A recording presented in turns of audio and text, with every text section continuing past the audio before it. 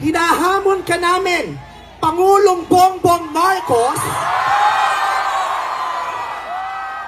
kung gusto mong magkaroon ng magandang legasiya, ang pangalan mo, ipakulong mo lahat ng magnanakaw.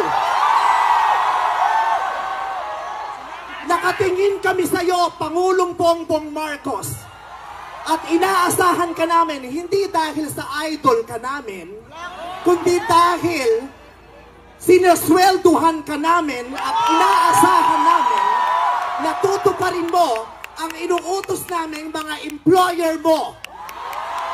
Kami ang nagpapasahod sa inyo. Tapos na ang panahon na natatakot tayo sa gobyerno. Takutin natin ang gobyerno dahil ang kapangyarihan nasa sa atin, wala sa kanila. Nakatingin kami sa inyo. Ipakulong. Lahat ipakulong. Bawiin ang mga ari-arian. Bawiin ang mga ari-arian. Pati atay, i-donate. Ibigay ang atay. Pati mata, i-donate. Walang ititira kasi nga, hindi tayo pwedeng maawa dahil maraming salamat sa inyong lahat. Sasamahan namin kayo hanggang mamaya.